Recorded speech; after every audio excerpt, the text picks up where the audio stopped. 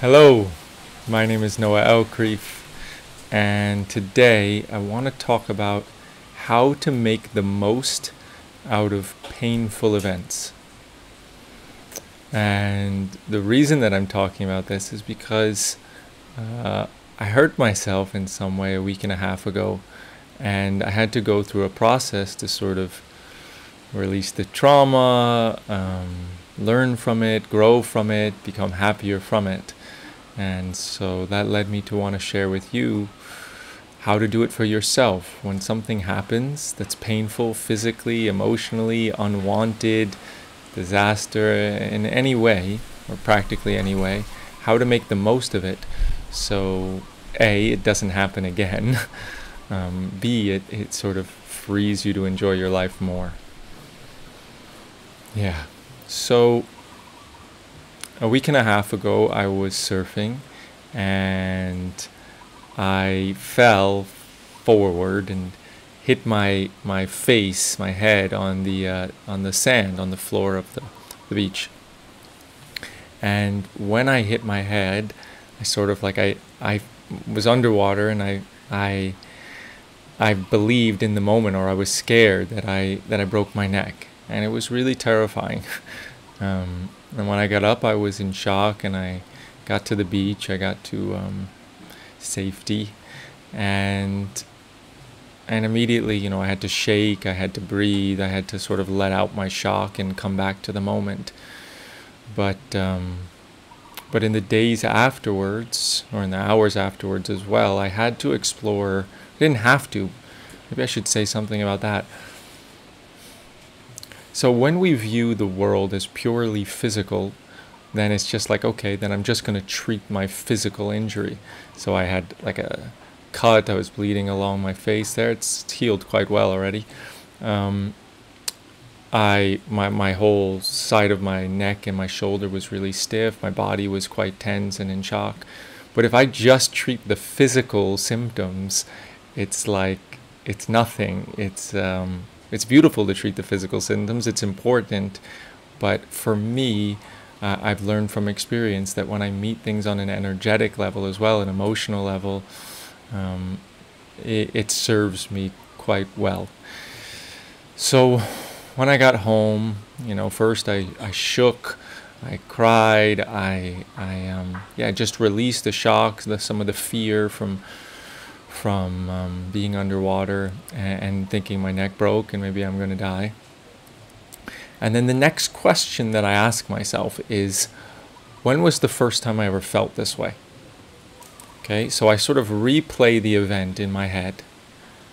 I feel myself underwater, feel myself in that fear of, I feel like I broke my neck, and the fear of that.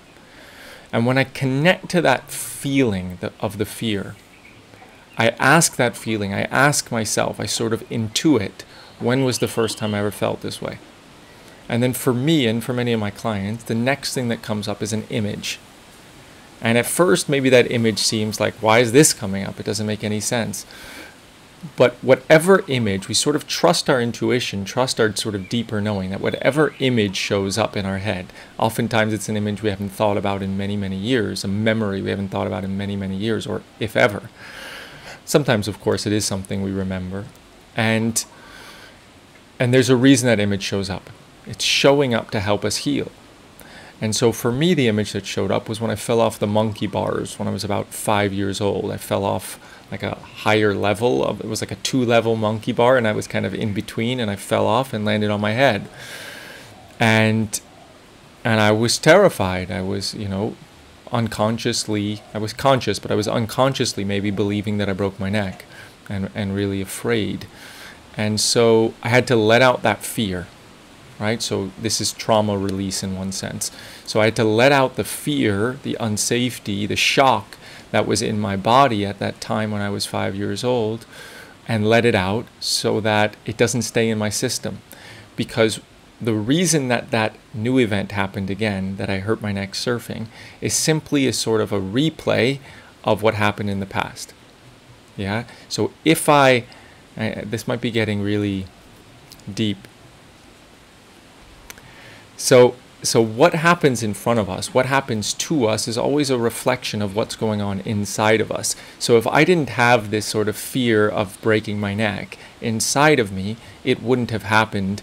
I wouldn't have hurt myself again and activated that fear. I feel like I have to make a whole video just explaining that, but I'm going to leave that there for now. So when I deal with this fear, now as I'm releasing this fear from when I was 5 years old, when I fell on my head, it's doing a couple of things. So one is I do it to try to ensure that I never hurt my neck worse in the future. Because if I don't learn my lesson, if I don't remove that fear, it can happen again where I fall on my head. And again, and maybe each time it gets worse, or each time it has the potential to be worse. So I remove this fear just to take responsibility for my emotion, from my body, to help ensure the health and safety of my body in the future. Okay. The second reason is because there's fear inside of me. There's a whole bunch of fear and shock inside that maybe puts me in contraction in different types of physical situations where, you know, I have the potential to fall. And who knows what else, how else it impacts me. Yeah. Then, so now I healed that, right? And so for you, it would be about, right, questioning when was the first time I had this feeling? And secondly, then how do I release it? Like letting it go, letting it go. Okay. The next question I asked myself is, why did it happen? Like what happened in the moments leading up to it? Like what decision led to that occurrence, right? That unwanted event. And so when I played it back in my head, I saw that I was choosing what wave to try to ride. And the wave before it felt like, no, that doesn't feel right. And then for this wave, when I saw it, I said to myself, this feels like the wave. Okay? And I actually, when I look now, when I investigate that, when I dissect that internally with my intuition, with my feeling sensitivity, I could see I was lying to myself. I told myself it was my intuition, but what was actually happening underneath it was impatience, restlessness. I couldn't say no to another wave. It was like this restless impatience inside of me that needed to get on the next wave. Okay? And so once I noticed that, it's this beautiful opportunity to like I discovered an impatience and restlessness in me that I didn't know was there. And so that is incredibly freeing, because once I noticed that impatience and restlessness in me, I could remove it, I could let it go, I could let it out, I could undo it, I could unhook it, whatever, detach from it, release it, so that I no longer have this impatience and restlessness in me. You understand? And then I can make decisions in the future, not just in surfing, but just in life, that are more coming from my intuition and less from impatience. Yeah, and then I noticed in the a week and a half since then, since I've worked on this, I'm feeling more calm and more relaxed. You see, I don't have like a path that I'm on of like healing or growth. I don't have a teacher. I don't have a modality. I don't have a goal to get to in the future. My teacher, my way of living is to listen to life, to listen to what happens. And so maybe I thought I was completely calm and patient in my life, which I did think, at least for the most part. And so when something happens like this, and I'm really inquisitive and honest with myself, life keeps revealing deeper and deeper layers of pain, basically, right? So discovering deeper layers of impatience, deeper layers of fear, deeper layers of unworthiness, whatever the case may be. So when something painful happens, it's not bad. You can take it as, oh, it's bad, I'm a victim, or you can make it happen for you. You can turn it into a gift. You can turn it into an offering. Like, okay, how do I grow from this? How can I use this to actually make me happier and freer in my life? So this event has supported me to feel calmer, freer, more open, more intuitive in my life. Yeah? Let me see if there's anything else I want to share about that. So when something happens for you that's unwanted, and you're starting to feel like a victim, it's happening to me, why is this happening? Shift it and ask, what can I learn from this? How can I grow from this? So what pain is it bringing up in me? When is the first time I felt that? What do I need to do about that? Yeah. The second thing is sort of, why did I make that decision? What led to this? And then question it, not to make yourself feel bad, oh, it's all my fault that I made this decision. No, it's about exploring what emotions, what beliefs were going inside of you that led to this decision, so that you can let go of any sort of factors in your decision making that can lead to pain in the future or unwanted outcomes in the future. Yeah. And another thing that was sort of interesting in this situation for me is when I got up out of the water, like I was underneath the water and I lifted my head up and I was standing up, and my girlfriend was boogie boarding, and I was like making face, I was making these signs to her, trying to tell her like I'm like dying. So I was making this sign. I've never made this sign once in my life, you know, like this sort of choke sign, and she wasn't responding. And then I was like trying to make different signs, and it was really painful for me that I was like, it was a huge call for help and she wasn't replying, and even though she was looking at me. And so I had to walk to shore myself, and yeah, it really impacted me that I was so afraid, so in shock, and she didn't respond.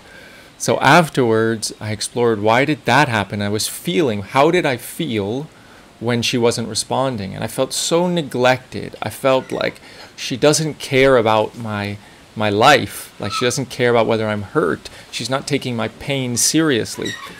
And so then I asked myself, when did I feel that? And what was amazing, but it's very, very common, but yet amazing, is that the initial event when I fell on my head as a child off the monkey bars, I was crying, I was screaming for my mom, and she never came. She was like on the other side of the house and didn't hear me. And I didn't know, obviously, you know, when you're a child, you're not aware of the things happening inside, but I felt so neglected and so much pain that she doesn't care how I feel, and I'm all alone in this. So I had to release that so that it hopefully doesn't happen again in the future. And what I've seen from my experience is that anytime I meet one of these traumas in this way, that event doesn't happen again. Like, it will almost certainly never happen again where I am hurt in the way with my neck, or in the way where I'm hurting and the person in front of me isn't caring about me. I have to say, I told my girlfriend about it, and she didn't have her contact lenses on, so she had no idea what I was doing with my hands. So, yeah. So I invite you to explore that for yourself. You know, this is, it may be hard to understand, or it may be impossible to understand, or to really get it. You know, like when I talk about how the trauma inside of us actually attracts and brings forth situations, events, treatment that activate our previous trauma that's stored in our body, it may be possible to understand intellectually, but not possible to get it. Like, I see it, right? I feel it. I know it. I have so many moments of experience with this and testing it and exploring it, that it's like grounded and integrated in my system. And so for you, when you hear this, it's okay if you don't believe it. It's okay if you're skeptical. It's okay if you get it on one level but not on another level. Explore it. Test it for yourself. What I've discovered is that when I don't meet these things, like when I can't find the root, like let's say in my relationship, my girlfriend were to treat me a certain way, and I can't heal what's happening inside of me, she'll keep treating me in that way. And the moment that I release it within myself, I don't even need to tell her what's going on. She will just stop, because I am no longer a match for being treated in that way. So she just cannot. It's impossible for her to treat me in a way that I'm not an energetic match for. Yeah. So when something happens that's painful, if you don't want it to happen again, it's like, it's not your fault that it happened, right? Whatever happened is painful. It's not your fault that it happened, but it's your responsibility to make sure it doesn't happen again. And the way we do that, the way we grow from it, is exploring our feelings, our pain that it activates inside of us. Yeah? So I hope that's clear. I hope it's supportive for you. And if you want more help with it, you're welcome to contact me for sessions. It can be really fun. For me, anyhow. Okay. Have a great day. Bye.